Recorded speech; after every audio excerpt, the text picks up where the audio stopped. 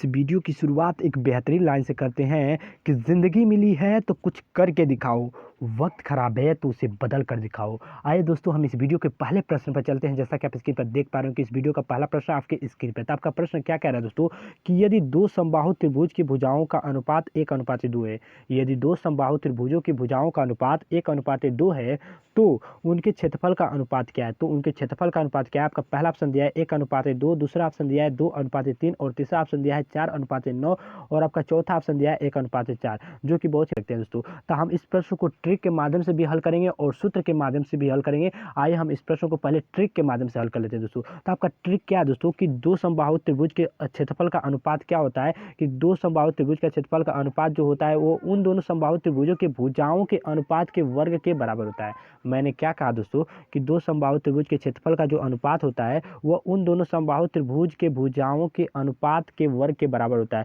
तो उन दोनों समबाहु त्रिभुज के भुजाओं का अनुपात क्या दिया है? 1:2 दिया है। हम इनका वर्ग कर देंगे इन 1:2 का, तो आपका समबाहु त्रिभुज के क्षेत्रफल का अनुपात आ जाएगा। तो हम क्या करते हैं 1:2 का क्या करते हैं वर्ग करते हैं। जब हम 1:2 का वर्ग करेंगे तो एक का स्क्वायर अनुपाते 2 का स्क्वायर, तो ये आपका क्या चला आएगा। तो अब फिर करते इसे हल करेंगे तो 1 का स्क्वायर 1 होता है और 2 का स्क्वायर आप अनुपाते हैं तो अनुपाते लगा लेते हैं और 2 का स्क्वायर करेंगे तो 2 दूना के 4 चला आएगा। यानी कि ये आपका क्या आ गया दोस्तों, तो दो समबाहु त्रिभुज के क्षेत्रफल का अनुपात आ गया, जो कि हमें यही निकालना था। तो ये आपका ट्रिक यही था। अब 1:4 किस ऑप्शन में, तो आप देख सकते हैं ऑप्शन नंबर डी में। इस क्वेश्चन का आपका डी राइट आंसर है। ठीक है दोस्तों, इस क्वेश्चन का ऑप्शन नंबर डी आपका राइट आंसर है।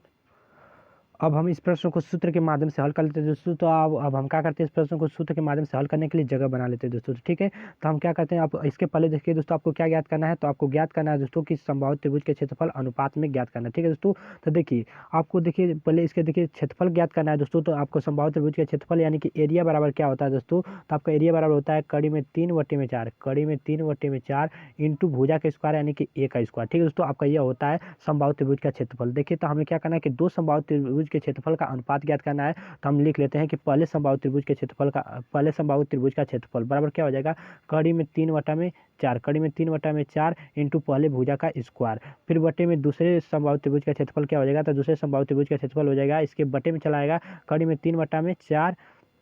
क्योंकि हमें अनुपात ज्ञात करना है तो अनुपात यानी बटे में होता है, तो हम बटे में लिखकर ये ज्ञात करें दोस्तों। ठीक है, तो देखिए इंटू क्या हो जाएगा, दूसरे भुजा का स्क्वायर हो जाएगा। तो देखिए यहाँ पर कड़ी में 3/4 से कड़ी में 3/4 कट जाएगा दोस्तों। तो आपका पहले समबाहु त्रिभुज का क्षेत्रफल वटे में दूसरे समबाहु त्रिभुज का क्षेत्रफल बराबर क्या बच जाएगा, तो पहले भुजा का स्क्वायर वटे में दूसरी भुजा का स्क्वायर। तो आपकी पहली भुजा क्या है, तो यहाँ पर देख सकते हैं आपकी पहली भुजा 1 है और दूसरी भुजा 2 है, क्योंकि यहाँ पर लिखा है भुजा का अनुपात क्या है, तो यहाँ पर पहली भुजा 1 है और दूसरी भुजा 2 है। तो हम क्या करते हैं दोस्तों कि हम लिख लेते हैं पहले भुजा का, यहाँ पर देखिए देख सकते हैं कि पहले भुजा का स्क्वायर है, तो हम क्या लिखते हैं बराबर पहले भुजा का स्क्वायर, पहली भुजा 1 है, 1 का स्क्वायर हो जाएगा बटे में दूसरी भुजा है, तो दूसरी भुजा क्या है 2 है, तो 2 का हम स्क्वायर लिख लेते हैं। अब इसे हल करेंगे तो क्या आएगा, 1 का स्क्वायर करेंगे तो 1 और 2 का स्क्वायर करेंगे तो 2 दूना के 4 आ जाएगा। यानी कि दो समबाहु त्रिभुज के यहाँ पर देखिए दो समबाहु त्रिभुज का क्षेत्रफल का अनुपात है। अनुपात यानी देखिए बटे यानी क्या होता है, अनुपात होता है, तो यानी कि बटे यानी ए अनुपात दोस्तों। यानी कि तब हम इसे किस रूप में लिख सकते हैं कि A1 A2 को हम क्या लिख सकते हैं कि A1 अनुपात A2। ठीक है दोस्तों, उसी प्रकार से तब हम 1/4 को क्या लिख सकते हैं कि 1:4, यानी कि दो समबाहु त्रिभुज के क्षेत्रफल का अनुपात क्या आ गया, तो 1:4 आ गया। और देखिए हम देखते हैं कि 1:4 किस ऑप्शन में, तो आप स्क्रीन पर देख सकते हैं कि 1:4 है, ऑप्शन नंबर डी में है। इस क्वेश्चन का डी राइट आंसर है। जो हम ट्रिक के माध्यम से लिया थे वो भी इस क्वेश्चन का ऑप्शन नंबर डी भी राइट था। ठीक है दोस्तों, यानी कि इस क्वेश्चन का ऑप्शन नंबर डी आपका राइट आंसर। अब हम चलते हैं अगले प्रश्न पर, जैसा कि आप स्क्रीन पर देख सकते हैं आपका अगला प्रश्न आपके स्क्रीन पर दोस्तों। तो आपका अगला प्रश्न क्या कह रहा है कि किसी मीनार की ऊंचाई 50 कड़ी में 3 मीटर है। कोई मीनार है उसकी जो ऊंचाई है वो 50 कड़ी में 3 मीटर है। मीनार के आधार से 50 मीटर की दूरी पर, मीनार के आधार से 50 मीटर की दूरी पर उन्नयन कोण क्या होगा। तो देखिए कह रहा है कि मीनार के आधार से 50 मीटर की दूरी पर उन्नयन कोण क्या होगा, यानी उन्नयन कोण मान लीजिए कि थीटा कोण बना रहा है, तो थीटा का मान क्या होगा आपको बताना। ठीक है दोस्तों, तो आपका पहला ऑप्शन दिया कि 30 अंश का उन्नयन कोण होगा, दूसरा ऑप्शन दिया 45 अंश का होगा, तीसरा ऑप्शन दिया है 60 अंश का होगा और चौथा ऑप्शन दिया है कि 90 अंश का होगा। जो कि इस प्रश्न को बहुत ही बेहतरीन तरीके से हल करते हैं और इस प्रश्न को हल करने के लिए क्या करते हैं दोस्तों, जगह बना लेते हैं। तो देखिए दोस्तों आपका प्रश्न ये रहा और हम इस प्रश्न को हल करते हैं। तो पहले आपका प्रश्न क्या कह रहा है दोस्तों, हम इस प्रश्न के अनुसार चलेंगे दोस्तों। तो आपका प्रश्न कह रहा है कि किसी मीनार की ऊंचाई 50 कड़ी में 3 मीटर है। मान लेते हैं यह एक मीनार है दोस्तों, ठीक है, जिसकी ऊंचाई कितनी है, तो 50 कड़ी में 3 मीटर है। ठीक दोस्तों, 50 कड़ी में 3 यहाँ पर देख सकते हैं। और फिर कहा है कि मीनार का आधार कौन है, तो मीनार का आधार ए है दोस्तों। उसी आधार से 50 मीटर की दूरी पर, ठीक है, मीनार के आधार से 50 मीटर की दूरी पर। तो यहाँ पर देखिए ये मान लेते हैं 50 मीटर इसकी दूरी है, जो इसके आधार की दूरी है कितनी 50 मीटर है दोस्तों, ठीक है। अब देखिए क्या कह रहा है दोस्तों, तो अब कह रहा है कि उसका उन्नयन कोड क्या होगा। तो जो इसका यह उन्नयन कोड है दोस्तों, कौन, तो यह आपका उन्नयन कोड है, इसका उन्नयन कोड क्या होगा आपको बताना है, ठीक है दोस्तों। तो मान लेते हैं कि वो उसका उन्नयन कोड थीटांश होगा, ठीक है दोस्तों। मान लेते हैं कि थीटांश होगा, तो हमें थीटांश का मान ज्ञात करना है। तो देखिए आपको क्या दे दिया, यहाँ पर देख सकते हैं लंब दे दिया और आधार दे दिया है। आपका क्या क्या दे दिया, तो आपका लंब और आधार दे दिया है दोस्तों। तो देखते हैं कि लंब और आधार किसके पद में होता है, तो tan थीटा के पद में होता है, क्योंकि tan थीटा बराबर होता है लंब बटे आधार। tan थीटा बराबर होता है लंब बटे आधार, तो हम tan थीटा बराबर लंब बटे आधार लिख लेते हैं दोस्तों, ठीक है। अब देखिए आपको देखिए हम क्या इस फार्मूले पर रखते हैं। तो देखिए लंब आपका कितना है, तो 50 कड़ी में 3 है, तो हम यहाँ पर 50 कड़ी में 3 रख देते हैं, ठीक है दोस्तों। 50 कड़ी में 3 हम रख देते हैं। वटे में आधार है, तो आधार कितना है, तो आधार 50 मीटर यहाँ पर देख सकते हैं, तो हम 50 रख देते हैं। और देखिए यहाँ पर 50 से 50 क्या हो जाएगा, कट जाएगा। तो आपका tan थीटा बराबर क्या बच जाएगा, तो tan थीटा बराबर आपको बच जाएगा, tan थीटा बराबर आपको केवल कड़ी में 3 बच जाएगा। अब देखते हैं कि tan के पद में कड़ी में 3 कितने अंश का मान होता है। तो tan के पद में जो कड़ी में 3 अंश का मान होता है वो tan 60 अंश का मान होता है, यानी कि tan थीटा बराबर क्या हो जाएगा, तो tan थीटा बराबर आपको हो जाएगा tan 60 अंश। कितना हो जाएगा, tan 60 अंश हो जाएगा, ठीक है दोस्तों। अब देखिए यहाँ पर देखिए tan से tan कट जाएगा, तो आपका थीटा बराबर क्या बच जाएगा, तो थीटा बराबर आपका 60 अंश बच जाएगा, यानी कि इस थीटा का मान कितना आ जाएगा, 60 अंश आ जाएगा। अब देखते हैं जो कि हमें यही ज्ञात करना था दोस्तों, यानी उसका उन्नयन कोड कितना बनेगा, तो उसका उन्नयन कोड 60 अंश का बनेगा। अब हम देखते हैं कि 60 अंश किस ऑप्शन में है दोस्तों, तो आप स्क्रीन पर देख सकते हैं जो 60 अंश है वो ऑप्शन नंबर सी में है। इस क्वेश्चन का आपका सी राइट आंसर हो जाएगा। इस क्वेश्चन का ऑप्शन नंबर स्क्रीन पे है दोस्तों। यदि आप अभी तक इस चैनल को सब्सक्राइब नहीं किए हैं तो इस चैनल को सब्सक्राइब करके अवश्य जुड़े, क्योंकि प्रश्न है आपकी स्क्रीन पर। तो आपका प्रश्न क्या कह रहा है कि किसी संख्या का 32% उसी संख्या के 17% से 120 अधिक है। देखिए कह रहा है कि किसी संख्या का 32% उसी संख्या के 17% से 120 अधिक है, तो संख्या का मान क्या है, तो उस संख्या का मान क्या है आपको बताना है। तो आपको पहला ऑप्शन दिया है कि 900, दूसरा ऑप्शन दिया है 860, तीसरा ऑप्शन दिया है 940 और चौथा ऑप्शन दिया है। हम इस प्रश्न को बहुत ही बेहतरीन तरीके से हल करते हैं और हल करने के लिए हम जगह बना लेते हैं दोस्तों, ठीक है। तो आपका ये प्रश्न और हम इस प्रश्न को हल करते हैं दोस्तों। तो आपको कह रहा है कि किसी संख्या का हमें मालूम नहीं कि वो कौन सी संख्या है, तो मान लेते हैं कि वह संख्या क्या है। माना कि वह संख्या क्या है दोस्तों, तो x है, ठीक है। इस बात का ध्यान रखिए। अब कह रहा है का यानी कि का की क्या है, तो का इसका मतलब क्या होता है, गुणा होता है दोस्तों, यानी कि हम गुणा का चीज लगा देते हैं। और देखिए यहाँ पर का है, किसी संख्या का यानी x संख्या का 32%, 32% यानी कि 32/100, 32% यानी बराबर हो जाएगा 32/100, जो कि बराबर है उसी संख्या यानी x संख्या के कितने, तो 17%, यानी 17% है, तो 17 गुणे क्या हो जाएगा आपका, गुणे 17/100 हो जाएगा। कितना, 17/100 हो जाएगा। तो हम 17/100 लिख लेते हैं। अब कह रहा है कि 120 अधिक है, यानी हम प्लस 120 लिख लेते हैं, तो आपका अधिक हो जाएगा। अब देखिए दोस्तों हम क्या करते हैं, x का हम गुणा करते हैं 32/100 में, तो क्या हो जाएगा 32x/100 हो जाएगा। कितना, 32x/100। और अब यहाँ देखिए x का 17/100 में गुणा करेंगे तो क्या हो जाएगा, x का 17/100 में गुणा करेंगे तो आपको हो जाएगा 17x/100 हो जाएगा। तो यहाँ पर आपका प्लस रहेगा, जब बराबर के इधर आएगा तो आपका क्या हो जाएगा, माइनस हो जाएगा, यानी कि -17x/100 हो जाएगा, ठीक है दोस्तों। अब इधर क्या बचाएगा, तो आपका 120 बच जाएगा, ठीक है दोस्तों। अब देखिए दोस्तों आप स्क्रीन पर देख सकते हैं। अब क्या करते हैं दोस्तों, हम 100 इसमें से कॉमन ले लेते हैं। क्या करते हैं, 100 कॉमन ले लेते हैं दोस्तों। यहाँ पर देखिए 100 कॉमन ले लिया। अब देखिए यहाँ पर 100 कॉमन ले लेंगे तो 100 से 100 कट जाएगा, तो आपका क्या बचेगा 32x, माइनस इससे 100 से 100 कट जाएगा, तो आपका कितना बचेगा 17x बटे में बराबर कितना है, तो 120 है, तो हम 120 लिख लेते हैं।